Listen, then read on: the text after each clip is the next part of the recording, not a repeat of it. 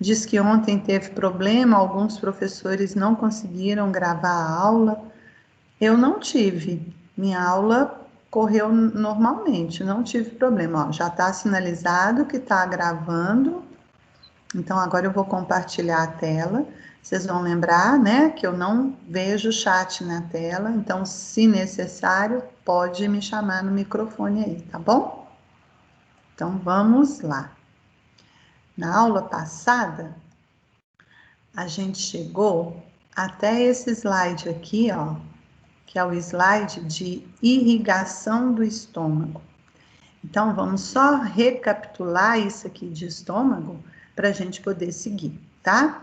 Então, olha, o estômago, ele é um órgão muscular, ele obedece o padrão histológico do tubo digestório, então ele tem mucosa, ele tem submucosa, ele tem muscular e ele tem a serosa. Por que ele tem serosa? Porque ele é um órgão peritonizado e a serosa é o próprio peritônio recobrindo o órgão. A diferença do estômago para as demais partes do tubo digestório é a camada muscular dele. Ele tem, de vez 2 estratos musculares, ele tem 3 estratos musculares. Um externo longitudinal, um médio circular e um interno de fibras oblíquas. E essa disposição das fibras, dos 3 estratos musculares, garantem no estômago uma contração intensa, importante para que ele possa misturar o bolo alimentar com o suco gástrico, constituindo o quimo. Então, nós vamos ter as partes do estômago. O estômago tem 2 curvaturas. Uma curvatura maior, que desloca mais para a esquerda, e uma curvatura menor, que desloca mais para a direita. Nessas curvaturas se prendem pregas peritoneais, que são chamadas de omento. Na curvatura maior, eu tenho o omento maior, e na curvatura menor, eu tenho o omento menor. Aqui o omento menor foi retirado, aqui, olha, ele foi seccionado, ó, isso aqui é a borda dele no fígado e aqui a borda dele no estômago. Ele foi seccionado para que nós pudéssemos identificar as estruturas que estão posteriores a ele. As partes do estômago são cárdia, que é a transição de esôfago abdominal para estômago. Eu tenho fundo do estômago, que é a parte mais alta do estômago, que fica em contato com o diafragma e que é o local onde está armazenado o ar que é deglutido e o ar que é produzido durante a digestão do alimento. Depois eu tenho corpo e piloro. Esse piloro, ele é dividido em 2 partes. Eu tenho o antropiloro, que é a parte do piloro próxima do corpo, e eu tenho o canal pilórico, que é a parte do piloro que é seguido no duodeno. Então, ele segue no duodeno. Quem faz a divisão de piloro para corpo é uma angulação que eu tenho na curvatura menor do estômago, que eu chamo de incisura angular. Então, a gente passa uma linha pela incisura angular e essa linha, então, separa o corpo do estômago do piloro, ok? Bom, uma das funções do estômago ele provoca a digestão do alimento e começa a absorção de nutrientes aqui. Então, por isso que o estômago ele é ricamente vascularizado, porque quanto maior a vascularização, maior é a absorção desses nutrientes. Então, aqui, olha, nós vamos ver que existem 5 artérias responsáveis em levar oxigênio para o estômago. Essas artérias, elas têm origem direta ou indireta do tronco celíaco. Esse é o tronco celíaco. É o segundo ramo da artéria aorta abdominal. E esse tronco celíaco, ó, ele dá 3 ramos. 2 ramos à esquerda e 1 ramo à direita. Esse ramo à direita aqui, eu chamo de artéria hepática comum. E essa hepática comum, ela se divide na artéria hepática própria, que tem trajeto ascendente e que vai levar o sangue para o fígado e para a vesícula biliar. E ainda, deixa eu pegar o laser aqui, ó. E ainda eu tenho a artéria gastroduodenal, que vai levar o sangue para o estômago e vai levar o sangue também para a região do duodeno. Então, a artéria gastroduodenal, ok? Esses são os ramos da artéria hepática comum, que é um dos ramos do tronco celíaco. À esquerda, o tronco celíaco da artéria gástrica esquerda e da artéria esplênica. Essa artéria esplênica, olha, ela acompanha a borda superior do pâncreas, passa atrás do estômago, onde ela é toda enovelada, e próximo da borda da curvatura maior, essa artéria esplênica se divide nas artérias gástricas curtas, que vão levar sangue para o fundo do estômago, e na artéria gastromental esquerda, que vai levar sangue para a região da curvatura maior do estômago. A gastroduodenal, ela dá a artéria gastromental direita, que também leva sangue para a porção mais inferior da curvatura maior do estômago. Então, na curvatura maior do estômago, ó, eu vou ter 3 artérias. Na parte mais superior dela, correspondendo ao fundo do estômago, eu tenho as artérias gástricas curtas, ramos da esplênica. Na parte maior dela, na região do corpo do estômago, eu tenho a artéria gastromental esquerda. E na parte mais inferior dela, próximo da região do piloro, eu tenho a artéria gastromental direita. Na curvatura menor, eu vou ter a artéria gástrica esquerda e a artéria gástrica direita. Então, nós paramos a nossa aula nessa figura.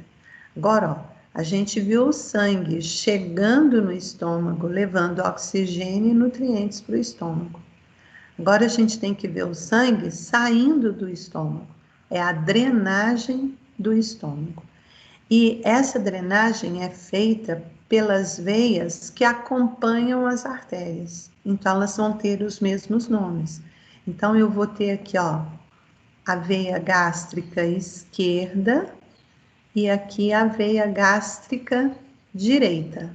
A gente observa, ó, que as duas veias gástricas chegam diretamente na veia porta hepática.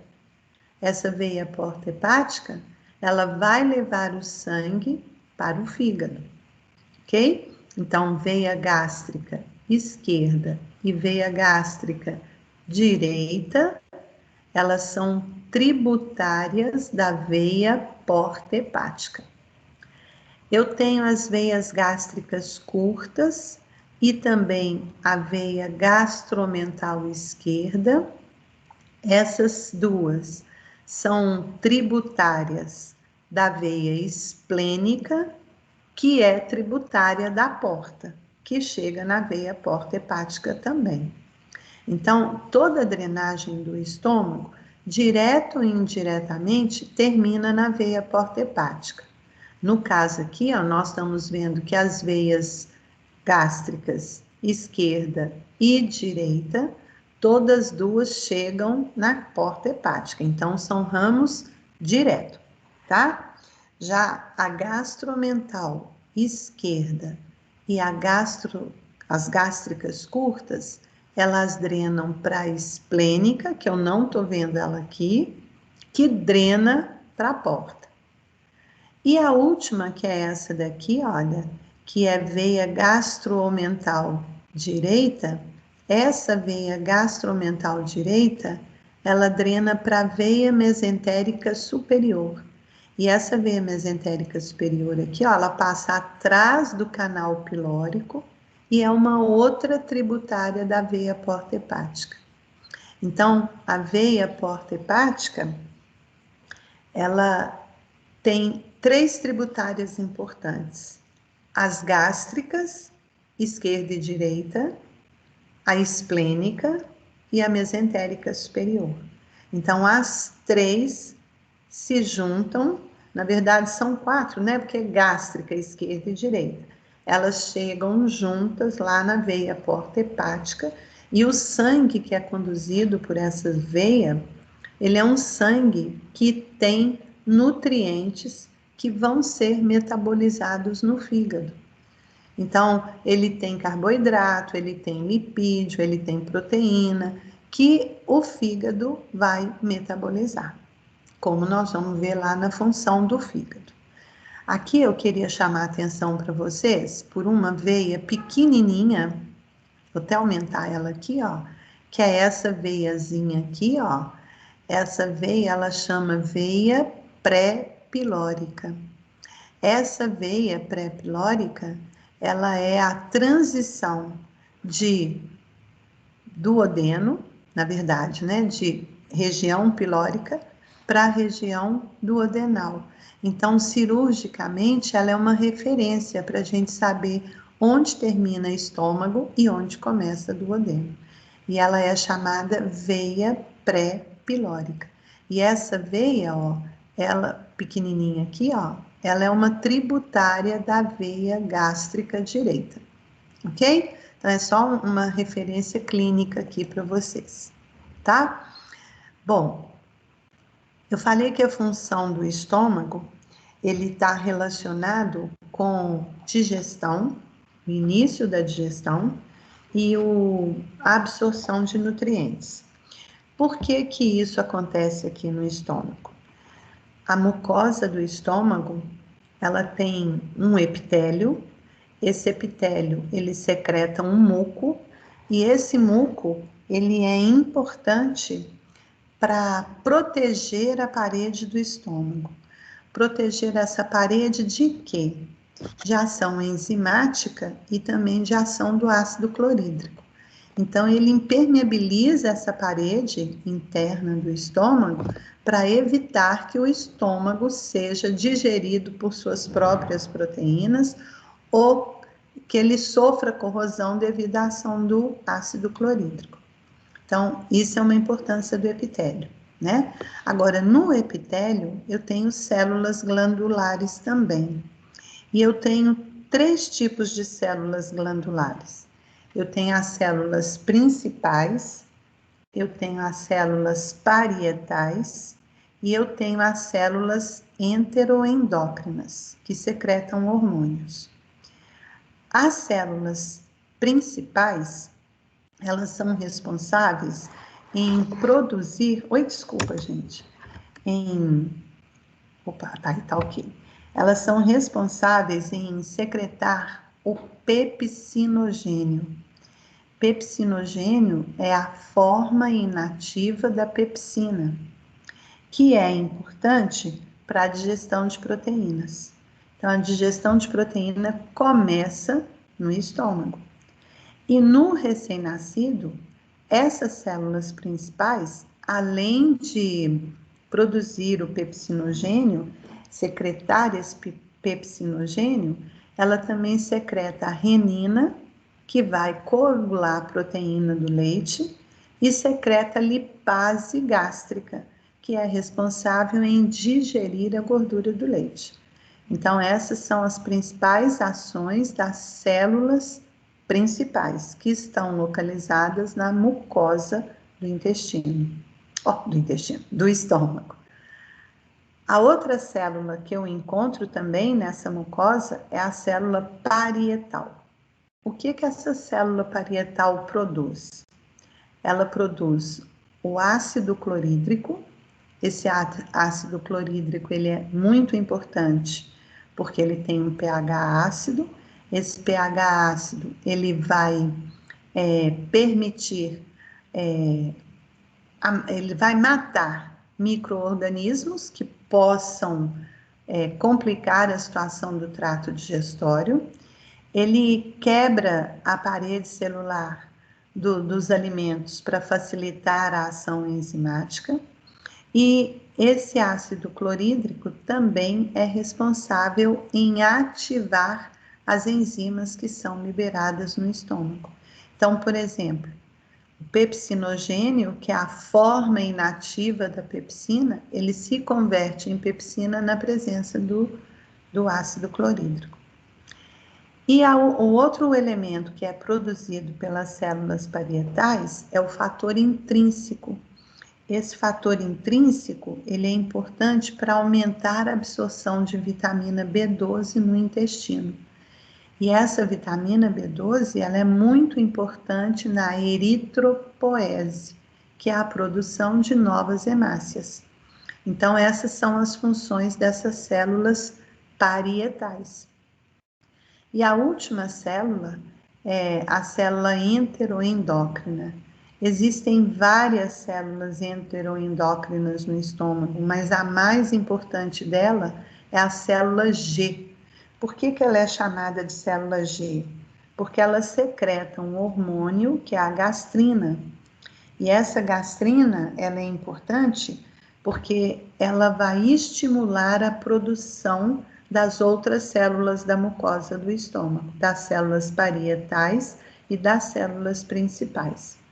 Então, essas são as principais células encontradas na mucosa do estômago e que vão contribuir para a função do estômago, ok? Bom, então, com isso, a gente termina aqui estômago. E aqui, olha, nessa figura, eu vou aproveitar essa figura, porque a gente vai, ó, o bolo alimentar veio pelo esôfago. Quando ele chega no esôfago, devido à movimentação do esôfago, ele se mistura com o suco gástrico, produzindo o quimo. Esse quimo, né, contém tudo isso que eu falei aí para vocês.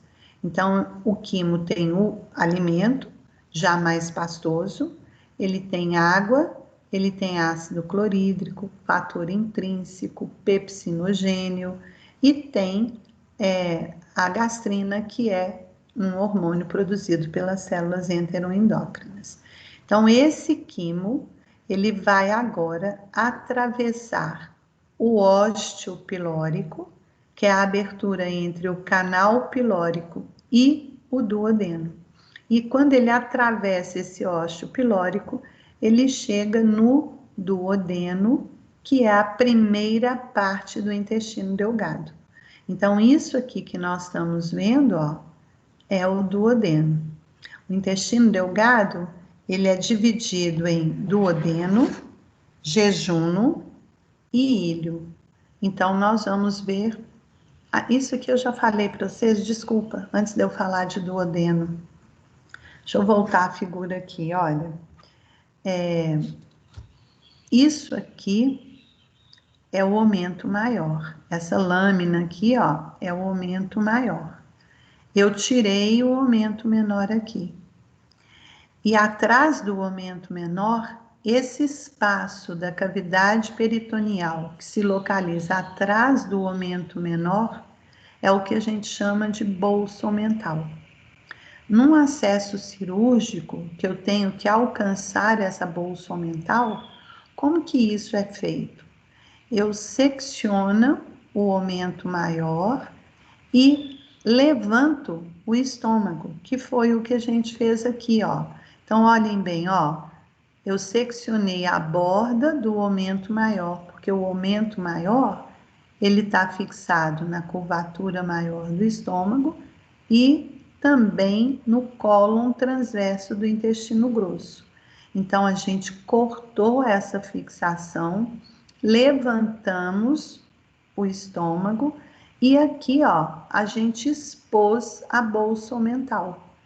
Nessa região aqui, localizada posteriormente ao aumento menor.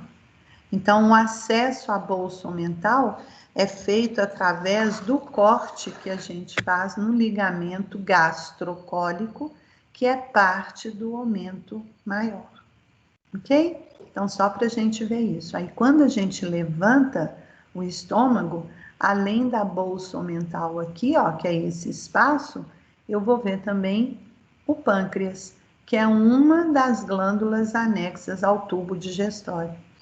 E essa lâmina amarelinha que nós estamos identificando aqui, isso aqui é o mesocólon. É o peritônio que envolveu o cólon transverso, formou uma prega e prendeu esse cólon transverso na parede posterior do estômago. Do abdômen. Ok? Então, ele é chamado mesocólon. Só lembrando a definição de meso aqui, ó.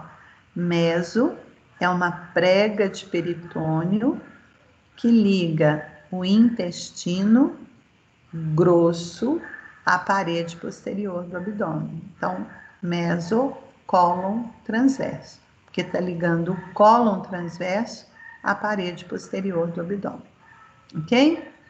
Então, agora sim, nós vamos falar do intestino delgado. O intestino delgado, ele é dividido em duodeno, jejuno e íleo. O duodeno é a parte que corresponde à continuação do estômago e é a menor parte do intestino delgado. Ele mede em torno de 25 centímetros de comprimento. O duodeno, ele está localizado mais à direita da linha mediana e ele é dividido em quatro porções.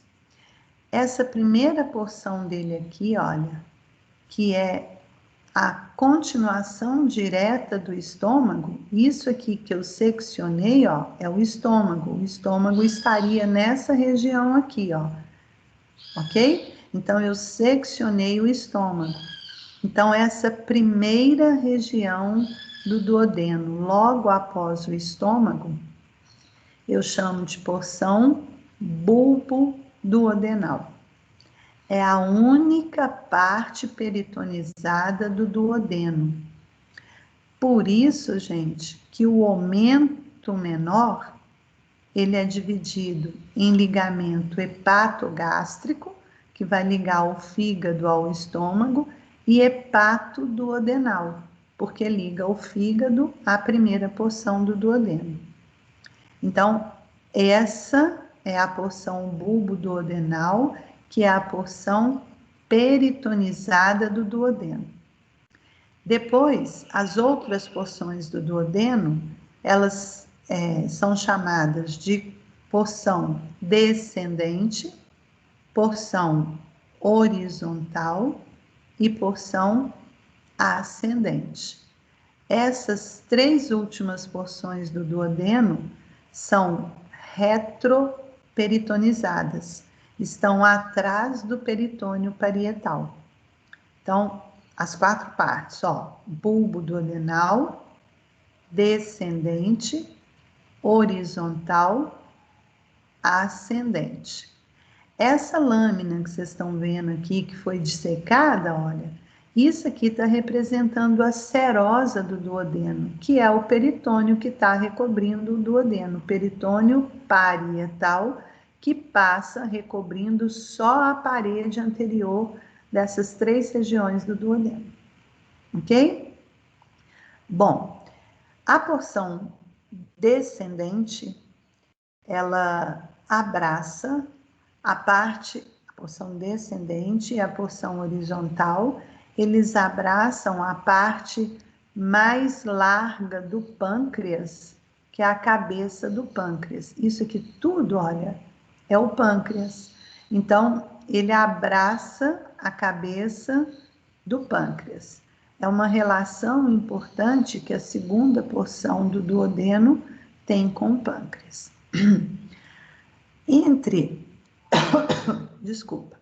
Entre a terceira porção, que é a porção horizontal, e a quarta porção, que é a porção ascendente, nós vamos encontrar aqui, ó, os vasos mesentéricos. Esses vasos, eles são a veia mesentérica superior e a artéria mesentérica superior. Elas estão na região de transição entre a porção horizontal e a porção ascendente do duodeno. E esses vasos, daqui a pouquinho nós vamos ver qual é o território de irrigação deles, ok? Bom, das 4 partes do duodeno, a segunda porção, funcionalmente, ela é considerada a mais importante do duodeno. Por que a mais importante? Porque é na segunda porção do duodeno que é lançada a bile, que foi produzida pelo fígado, e é lançado aqui também o suco pancreático, que é produzido pelo pâncreas. E essas duas substâncias, elas são importantes para a digestão, principalmente da gordura. Então, isso torna a parte do duodeno descendente a parte mais importante dele, porque ele vai receber a bile e o suco pancreático, ok? Bom, esse duodeno, ele é continuado pela outra parte do intestino delgado, que é o jejum. Então, tá aqui o jejum. E o jejum e o ilho, eles são peritonizados, ou seja, eles são abraçados pelo peritônio. Esse peritônio forma uma prega e essa prega fixa esse jejum no ilho na parede posterior do abdômen. Essa prega é chamada mesentério. Nós vamos ver na figura. Aí vocês vão falar assim: a porção ascendente do duodeno está atrás do peritônio parietal. O jejuno está à frente do peritônio parietal e é recoberto pelo peritônio visceral. Como que acontece isso? Como? Olha para a minha mão na tela agora. Ó, a minha mão esquerda aqui está representando o peritônio parietal. O duodeno está atrás dele, ó. O duodeno está atrás do peritônio parietal. Então, o que o duodeno vai fazer, ó? Ele vai dobrar, vai furar o peritônio parietal e aí ele continua no jejum. Essa dobra do duodeno para jejum, que está mais ou menos nessa região aqui, logo abaixo do pâncreas, ó. Essa dobra, ela é chamada de flexura duodeno jejunal. Flexura significa dobra, e é a transição de duodeno para jejum, ok? Então, o duodeno, ele começa no piloro e ele termina na flexura duodeno jejunal, dando início ao jejum. Entenderam aqui essa parte do duodeno? Bom, Sim. Israel, Oi. só uma dúvida. No intestino e no estômago, sempre os vasos que recebem os nutrientes são as veias ou não? Não. Os que recebem o nutriente do estômago e do intestino, sim, são as veias. No Então caso, sempre as veias que vão receber os nutrientes, as artérias não vão, né? não, as artérias, elas são responsáveis em levar oxigênio para os órgãos. As veias vão recolher o sangue, que tem CO2, mas que também tem nutrientes. E esses nutrientes vão em direção ao fígado para serem metabolizados lá. Ok? Sim, ótimo, obrigada. De nada. Então, entenderam aqui esse duodeno? Vou passar, ó, função de intestino delgado eu vou falar quando eu terminar de falar do intestino delgado, tá bom? Então, eu já falei uma importância do duodeno, que é receber a bile e o suco pancreático, tá? Então, agora, vamos seguir. Opa, tem que diminuir aqui. Stael, Oi. Aquela segunda porção do duodeno que recebe a bile e o suco pancreático é a porção descendente do duodeno, né? Ah, tá. Isso, tá? Então, olha aqui, olha, Yuri. Bulbo duodenal, descendente, horizontal e ascendente. Agora eu vou fazer um corte frontal nesse duodeno. Vou tirar essa parede anterior dele para eu ver ele por dentro, que foi o que nós fizemos aqui, ó. Então, olha, eu tenho aqui o canal pilórico, final do estômago, e o ósteo pilórico, que é um esfíncter anatômico, que vai controlar a passagem do quimo do estômago para o duodeno. E aqui eu vejo as 4 partes do duodeno, ó. A primeira parte do duodeno é a porção bulbo-duodenal. Esse ligamento que eu estou vendo aqui é uma parte do aumento menor, que eu chamo de ligamento hepatoduodenal. E entre as 2 lâminas do ligamento hepatoduodenal, eu vou ter um conjunto de estruturas que vão entrar ou sair do fígado. Que estruturas que são essas? Eu tenho aqui a artéria hepática própria, a veia porta hepática e aqui o ducto colédoco. Dessas estruturas, a artéria hepática própria e a veia porta hepática vão entrar no fígado. A artéria levando sangue oxigenado para o fígado e a veia porta hepática levando sangue rico em nutrientes para o fígado. O ducto colédoco, ele está saindo do fígado e indo para o duodeno, levando a bile. Então, esse ducto colédoco aqui, ó, ele vai passar atrás da porção bulbo-duodenal, vai descer e vai entrar no duodeno. Deixa eu ampliar aqui, tá vendo, ó?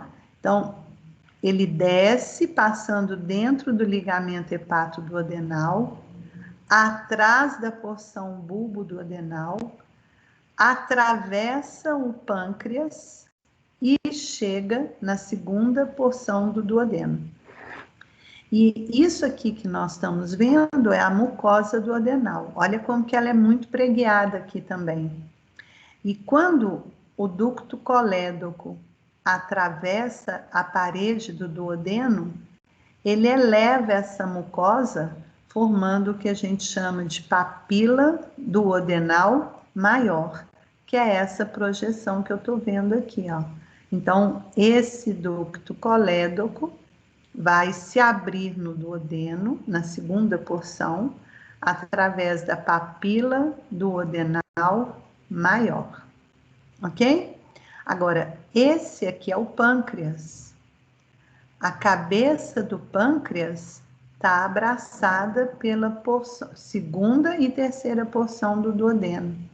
Então, o que vai acontecer? Dentro do pâncreas, desde a extremidade mais afilada dele, que aqui não está representada, até a cabeça, então corre aqui dentro um canal. Esse canal ele é chamado ducto pancreático principal. O que acontece com esse ducto?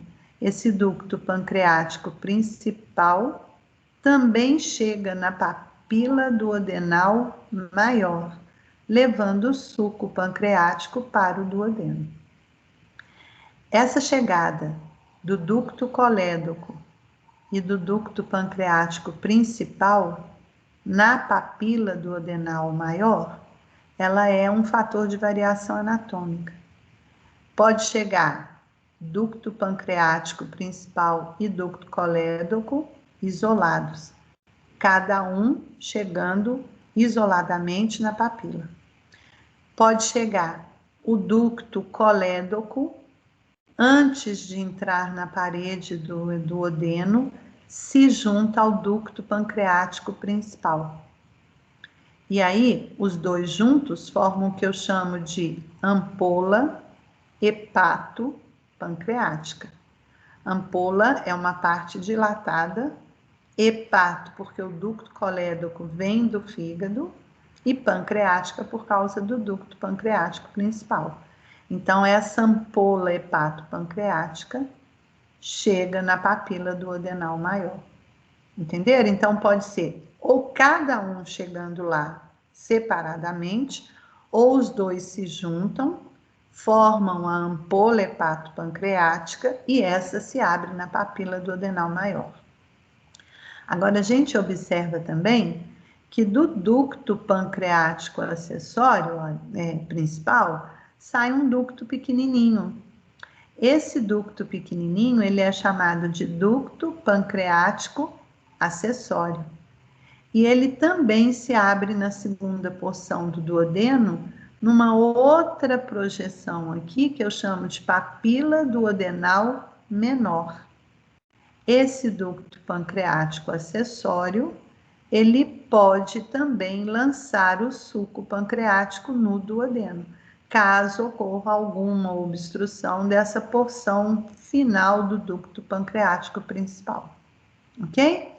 Então, essas são as estruturas no duodeno. Oi? Pode repetir, por favor, essa segunda papila que eu não consegui captar? Essa papila, ela fica acima da papila duodenal maior, ó, e ela é chamada papila duodenal menor. Nessa papila, chega apenas o ducto pancreático acessório, que também leva o suco pancreático para dentro do duodeno. Entendeu, Assunta?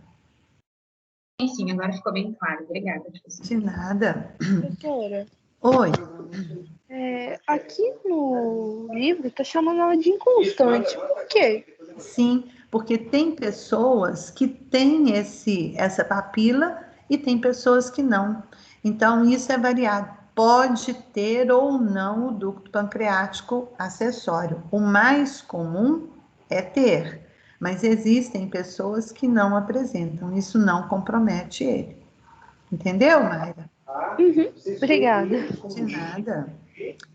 Bom, e uma outra coisa que chama a atenção da gente aqui, ó, são os vasos mesentéricos que marcam a transição de porção horizontal para porção ascendente do duodeno. Então, ele está bem ali no ponto onde ocorre essa transição.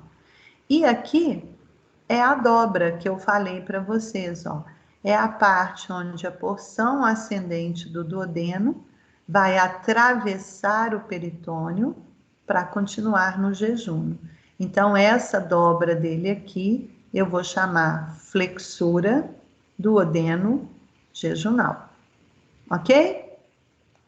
Entenderam aqui duodeno, gente?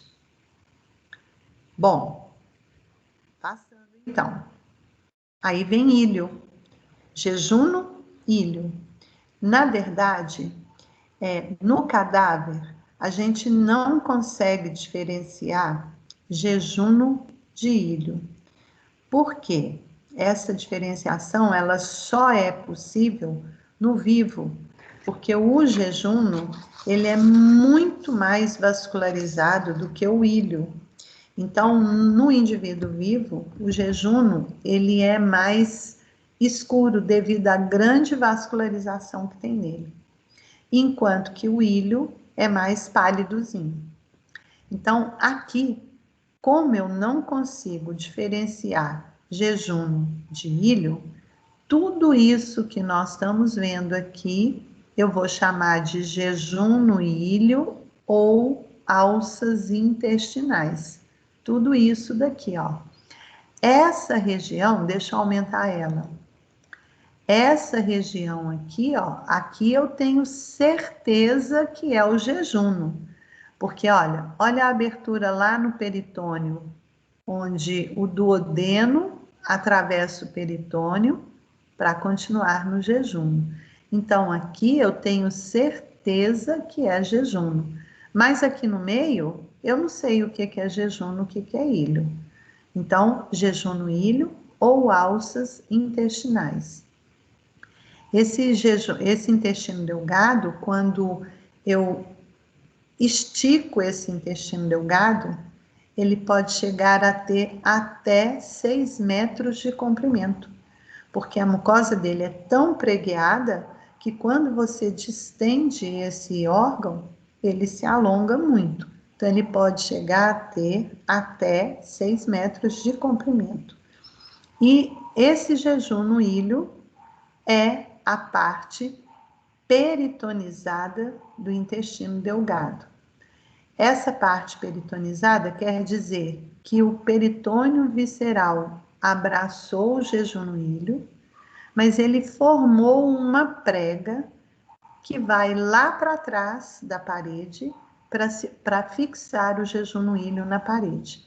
Para a gente ver isso, nós temos que rebater esse jejum no ilho, que é o que nós vamos fazer na próxima figura. Olha aqui, ó, isso aqui é a parede posterior do abdômen, tudo isso aqui, parede posterior. Essa lâmina amarelada que vocês estão vendo aqui é o peritônio parietal. O peritônio, gente, ele tem essa cor amarelada porque ele é infiltrado por gordura. Então, esse amarelo é a gordura. Essa aqui é a abertura no peritônio parietal, ó, onde o duodeno ascendente dobra na flexura duodeno jejunal e continua no jejuno. Então, aqui é jejuno. E aqui, ó, essa lâmina que eu tô vendo aqui, que tá saindo da parede do jejuno, isso aqui é o mesentério. O que esse mesentério vai fazer? Vai fixar o jejum no ilho na parede posterior do abdômen. Do lado de cá, o que eu fiz? Eu cortei a flexura do duodeno jejunal aqui, ó. Então, eu tô vendo só um pedacinho do jejuno aqui, e essa borda frangeada que eu tô vendo aqui é onde o mesentério se fixou na parede posterior do abdômen, ó. Então, aqui é a raiz do mesentério, é o ponto onde ela se fixou na parede posterior do abdômen. Isso aqui é o jejuno, isso aqui é o ilho. Por que eu sei que aqui é o ilho? Porque o ilho é a parte do intestino delgado que chega no intestino grosso. Tá entenderam essa figura aqui? Isso aqui é o cólon transverso do intestino grosso. Estão vendo que tem uma mão aqui, ó? Eu levantei esse cólon transverso. Então, essa parte aqui, ó, que está fixada no cólon transverso e na parede posterior do abdômen, isso é o mesocólon transverso. A mesma coisa aqui, ó. Isso é o cólon sigmoide do intestino grosso, que também é peritonizado. Então, esse é o mesocólon sigmoide, que vai fixar o cólon sigmoide à parede posterior do abdômen. Então, mesocólon transverso, mesocólon sigmoide, são pregas peritoneais que fixam essas partes do intestino grosso à parede posterior do abdômen. Ok? Entenderam aqui esse mesentério? Ficou claro, gente? Ficou, Estel. Sim. Uhum. Bem interessante. Ok. Então, para explicar a função do intestino delgado, eu vou precisar falar de bile e de suco pancreático. Então, eu vou deixar para explicar essa função na hora que eu falar da bile e do suco pancreático, que é o nosso segundo momento da aula, tá? Já está quase acabando esse primeiro momento aqui, ok? Então, entenderam intestino delgado? Está eu. Oi? Uma pergunta assim de curiosidade. Sabe por que o jejum e o ilho são tão assim, bagunçados, assim, vamos dizer? Uhum. Esse intestino, essa parte do intestino delgado, é a principal parte da absorção de nutrientes. Então, essas voltas do intestino, essa irregularidade do intestino, aumenta a superfície de contato para facilitar a absorção, além do grande número de pregas encontradas na mucosa dele. Tá? Então, essa é uma explicação para essa sinuosidade do intestino. E para ele caber dentro da cavidade abdominal também. Ok? Ok. E aí, no caso, os movimentos peristálticos é que vão ajudar ele a transitar, né, dentro do intestino. Isso. Os movimentos peristálticos, eles acontecem desde a porção do esôfago, a porção final do esôfago, torácica e abdominal, até o reto, tá? Então, esses movimentos peristálticos são características de parte de musculatura lisa. Então, são movimentos involuntários. E eles são importantes para a movimentação do bolo alimentar, do quimo e do quilo dentro desse tubo. Tá bom? Ótimo, Esther, obrigada. De nada. Bom, aí, aqui uma figura para a gente ver as diferenças de jejum para ilho. Essa diferença, ela é mais histológica. Então, olhem aqui, ó. Isso aqui está mostrando uma alça do jejum e aqui está mostrando uma alça do ilho. A camada dele, ó, é igual. Todos dois têm serosa, as duas camadas, os dois estratos na camada muscular, o estrato longitudinal e o estrato circular. Depois eles têm a submucosa e a mucosa. Então, acontece isso tanto no jejuno quanto no ilho. O jejuno é a parte do intestino delgado com a maior taxa de absorção de nutrientes. Então, a mucosa do intestino é muito preguiada para aumentar essa superfície de contato, enquanto que a mucosa do ilho, ela é lisa. Agora, o que acontece aqui? Ó? À medida que o quimo vai passando pelo intestino delgado, os nutrientes já foram absorvidos e a gente tem mais resíduos. Então, o que nós vamos encontrar na parede, na mucosa do ilho? Nós vamos encontrar um conjunto, uma massa de tecido linfóide. Essa massa de tecido linfóide aqui, vocês estão vendo esses pontinhos aqui, ó? Essa massa de tecido linfóide aqui, ela é chamada de placa de Peyer e ela vai ter uma função biológica aqui no trato digestório. Então, ela vai procurar evitar infecções nessa porção do trato, já que o que está passando aqui é rico em resíduos que podem comprometer o final do trato digestório, ok? Então, essas são as placas de Peyer. É uma aglomeração de nódulos linfáticos. Cada um disso aqui é um nódulo, ó. Eles aglomerado, ele é chamado de placa de Peyer, ok? Então, essas diferenças, elas são percebidas só quando você abre a parede do jejuno e do ilho, ok? Bom, aí chega no intestino grosso. que vocês acham que é isso aqui que está chegando no intestino grosso? Ó. O que é isso? Parte final do delgado, né? Isso, é o final do intestino delgado, que nós chamamos de íleo, ok? Bom, o intestino grosso, eu costumo falar com o pessoal que o intestino, ele é um quadro, onde o intestino delgado é a tela do quadro e o intestino grosso é a moldura do quadro. E o intestino grosso, ele é dividido em 3 partes. A primeira parte do intestino grosso é essa bolsa aqui, olha, que a gente chama de ceco, com C, tá? C-E-C-O, ceco. E como que eu delimito o ceco da próxima porção do intestino grosso? Na entrada do íleo. Quando o íleo entra, atravessa a parede do intestino grosso, ele eleva a mucosa desse intestino grosso, formando a papila iliocecal.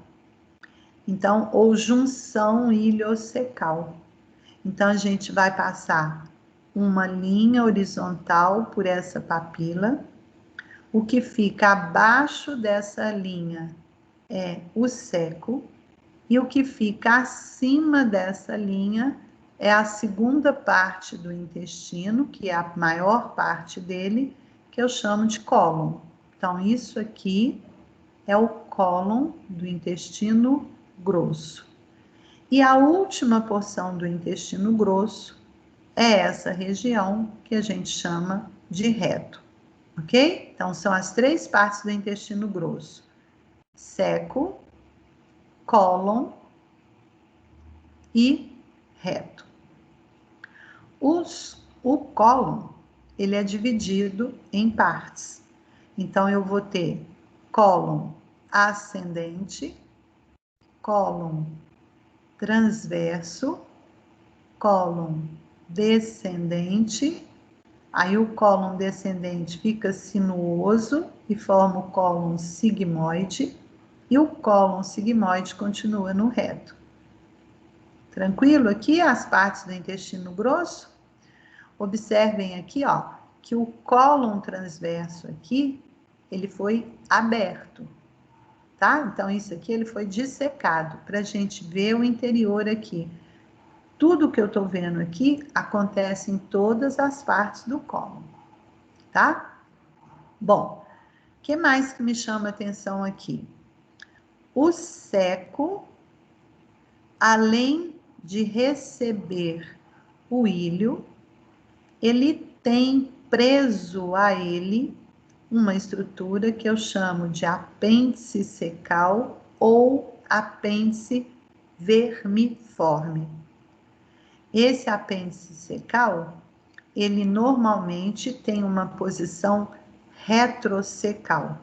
Ele está localizado na parede posterior do reto, do ceco.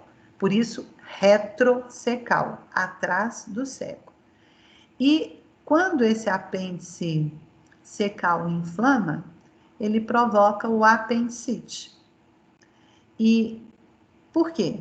Porque aqui eu tenho baixíssimo movimento peristáltico. E nesse apêndice cecal pode cair resíduos. Esses resíduos vão irritar a mucosa do apêndice cecal, promovendo a inflamação dela. Então, a apendicite é isso, é a inflamação da mucosa do apêndice cecal. Essa parte aí do apêndice, ela tem a parede muito fina.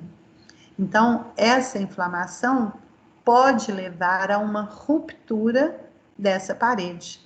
E aí, essa secreção rica em piócitos, né, que é o pus, rico em piócito, se o apêndice arrebenta, que a gente chama de apêndice supurado, essa secreção purulenta vai contaminar toda a cavidade abdominal.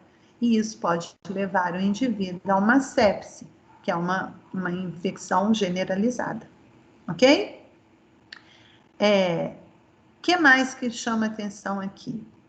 O intestino grosso, ele é peritonizado, ele é retroperitonizado ou ele é intraperitonizado?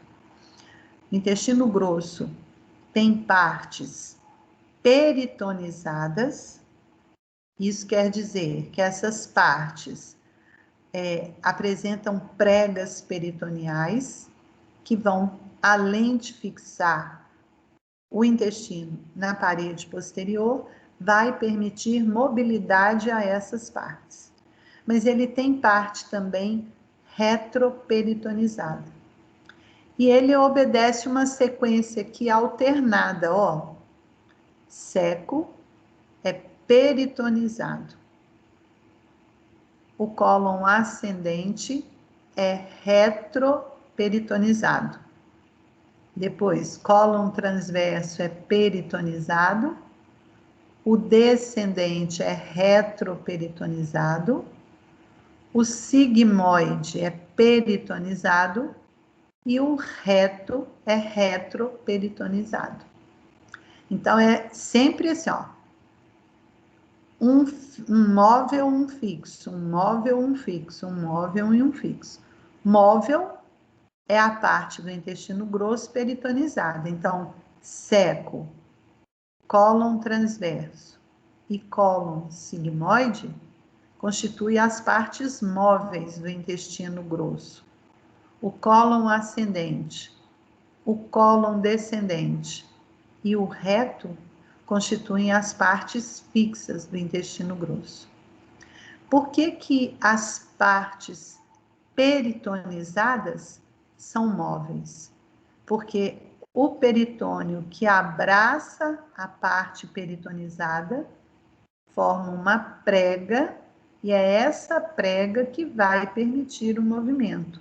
Como é que chama essa prega? Mesocólon. Quando ela estiver no cólon sigmoide, ela é chamada mesocólon sigmoide. Quando ela estiver no seco, que aqui não foi representado, mesocólon secal.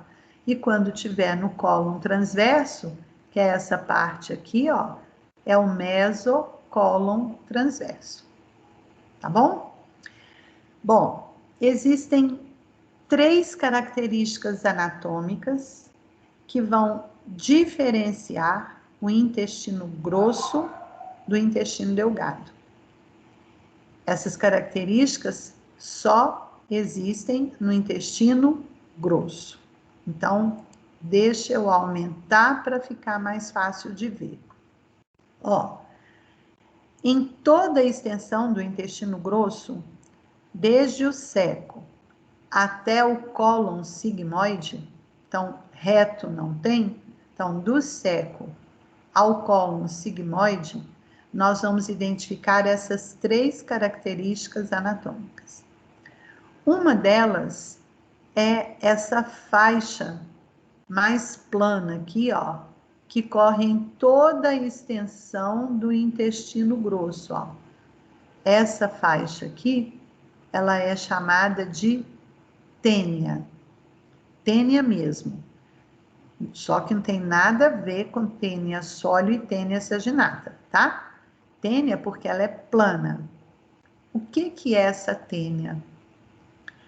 As fibras longitudinais da túnica muscular do intestino grosso, elas se condensam e formam essa faixa que a gente chama de tênia. E eu vou ter 3 tênias.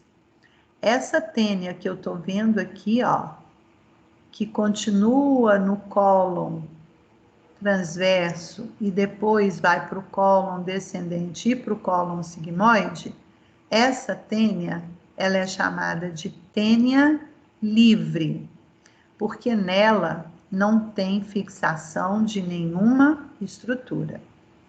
Tênia livre. Essa outra tênia aqui, olha, que eu só tô vendo porque eu abri o cólon transverso, ela também vai existir em toda a extensão do intestino. E ela é chamada tênia mesocólica, porque nela está fixado o mesocólon. Então, aqui, tênia mesocólica. E a outra tênia, que é essa aqui, ó, que foi aberta, né? Então, ela foi aberta, mas ela continua aqui. Essa tênia, ela é chamada de tênia omental, porque aqui está fixado o aumento maior. Lembram que eu falei que o aumento maior vai da curvatura maior do estômago até o cólon transverso. E ela se fixa nessa tênia, que a gente chama de tênia omental. Então, o intestino grosso, ele tem 3 faixas que são formadas pela condensação das fibras longitudinais do intestino, que são tênia livre, tênia omental e tênia mesocólica. Ok? Só existe no intestino grosso. Como as fibras longitudinais condensam nessa região, elas enrugam a parede do intestino e forma na parede do intestino pequenas bolsas. Cada bolsinha dessa daqui eu chamo austro, com H, austro, ou austração, ou boceladura. 3 nomes para a mesma estrutura. Então, cada gominho desse aqui do intestino é um austro. E ele é formado porque as fibras condensaram e aí enrugaram todo o tecido. Então, austro. E o último elemento que está presente também só no intestino grosso são essas massas de gordura aqui, ó, que estão fixados nas bordas da tênia, ó, das tênias, né? Essas massinhas aqui de tecido adiposo, elas são gordura revestidas de peritônio. Então, elas são chamadas apêndices epiploicos ou apêndice omental. Então, é a gordura mais o peritônio que recobre essa gordura. Então, também é característica de intestino grosso. E, normalmente, elas estão nas regiões próximas às tênias. Ok? Então, se eu perguntar assim para vocês, o que diferencia intestino delgado de intestino grosso? O que vocês vão responder para mim? As tênias, né? As tênias. As austrações. As austrações. E os apêndices epiploicos. Isso, e os apêndices epiploicos. Aí muita gente vai falar assim, para que serve esse apêndice epiploico? Gordura é reserva de energia, né? Então, ele é um conjunto de elementos que tem a função de reserva energética, ok? E, se não me engano, agora vem o último slide, que é a irrigação do intestino. Então, aqui eu vou falar tanto do intestino delgado quanto do intestino grosso, ok? Então, olha, essa é a artéria mesentérica, a artéria aorta abdominal. Esse tubo longo aqui, ó, e vertical, é a artéria aorta abdominal. Nessa parte da figura, eu tô vendo os ramos da artéria aorta abdominal.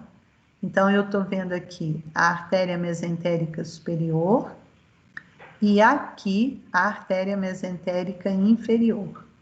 Esses ramos já são os ramos terminais da aorta abdominal, que é a artéria ilíaca comum, que aqui no abdômen não tem importância, porque ela vai para o membro, para a pelve e para o membro inferior, para irrigar as estruturas de lá. Então, vai importar para nós aqui, ó, a artéria mesentérica superior e a artéria mesentérica inferior, ok? Da artéria mesentérica superior, essa artéria ela vai descer na cavidade abdominal, atrás do cólon transverso, e ela vai se direcionar para o lado direito da cavidade abdominal. E ela vai dar ramos. Os mais importantes, eu tenho artéria cólica média, artéria cólica direita e a artéria iliocólica, ok? Bom, essa artéria mesentérica superior, do contorno esquerdo dela, vocês estão vendo que tem vários raminhos aqui, olha, saindo do contorno esquerdo dela. Esses ramos vão ser responsáveis pela irrigação do jejuno e do ilho. Então, esses raminhos aqui são chamados artérias jejuno-ileais. Então, as artérias jejuno-ileais são ramos do lado esquerdo da artéria mesentérica superior. Agora, do lado direito dela, nós vamos ter aqui para o intestino artéria cólica média, artéria cólica direita e aqui a artéria iliocólica, que vai irrigar a porção final do ilho e o seco. Então, em alguns livros, ela é chamada de artéria ilio-seco-cólica. Não está errado, tá? A artéria cólica direita, ela vai ser responsável pela irrigação do cólon ascendente do intestino grosso. A artéria cólica média, ela vai ter um trajeto ascendente e aqui em cima ela vai se dividir um ramo para a direita e um ramo para a esquerda. Então, ela vai irrigar todo o cólon transverso, artéria cólica média. E o que acontece aqui, ó? O cólon ascendente, ele curva para continuar no cólon transverso, que curva para continuar no cólon descendente. Essas dobras são as flexuras. Então, eu tenho aqui a flexura cólica direita, que é a dobra entre o cólon ascendente e o cólon transverso, e eu tenho aqui a flexura cólica esquerda, que é a dobra entre o cólon transverso e o cólon descendente. Essas flexuras também são chamadas de ângulos. Ângulo hepático corresponde à flexura cólica direita, porque o fígado está logo acima dela. E ângulo esplênico, porque o baço está à esquerda dela. Então, você pode chamar tanto de flexura cólica quanto de ângulo, ok? Bom, então, a artéria mesentérica superior, além de irrigar o jejuno ilho, ela irriga também a parte direita do intestino grosso.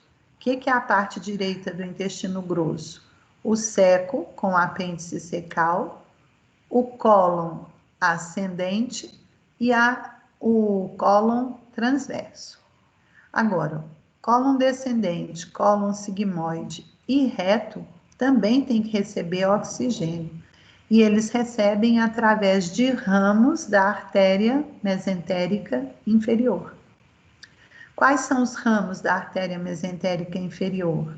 Ela dá artéria cólica esquerda, artéria sigmoide e a artéria retal superior. Então, a artéria mesentérica inferior, ela irriga cólon descendente através da artéria cólica esquerda, cólon sigmoide através da artéria sigmoide e a porção superior do reto através da artéria retal superior, porque a porção inferior do reto é irrigada pela artéria retal inferior, que é ramo da ilíaca. Não estou vendo ele aqui, ok?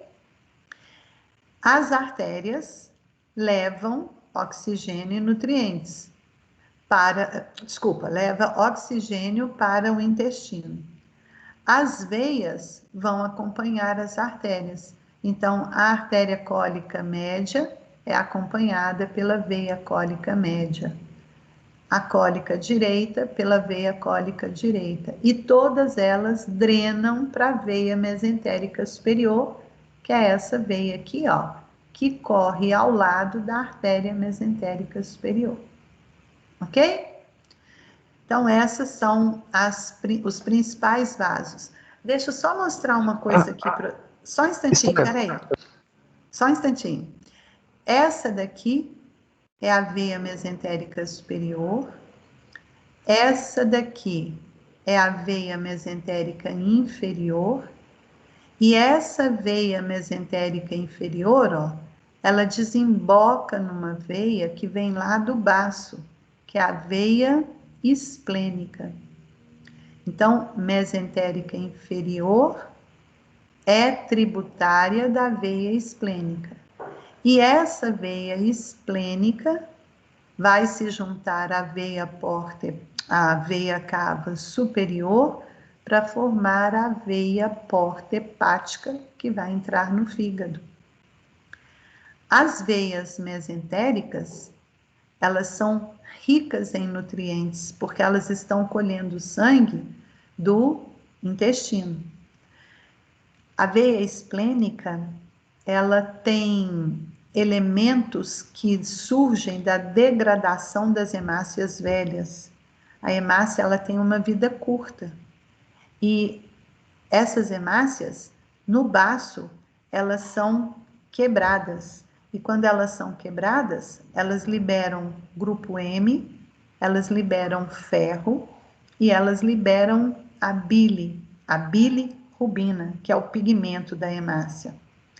Então, o que vai acontecer?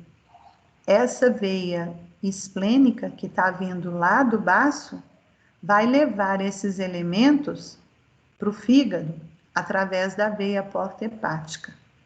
E esses elementos, ó, o grupo M e o ferro, eles vão ser reciclados, porque eles vão ser reutilizados na produção de novas hemácias.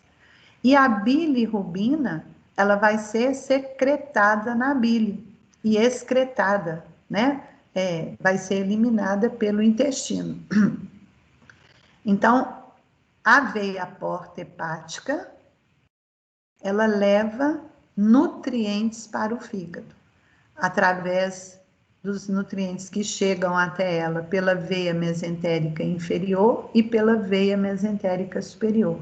E ela leva para o fígado também grupo M, íons de ferro e a bilirrubina, que são resíduos da degradação das hemácias velhas que acontece no baço. Ok? Quem ia perguntar alguma coisa? Não, era eu, Israel. Então pode perguntar. Surgiu uma dúvida e outra é uma informação que eu não consegui pegar direito. A artéria retal inferior, ela é tronco de quê? Da Ela é artéria ramo de quê, quer dizer? Ela é um ramo da artéria ilíaca. Então, olha, o reto, ele tem uma irrigação a partir da artéria mesentérica inferior e uma irrigação a partir da artéria ilíaca. Ok? Ok. Qual que é a outra?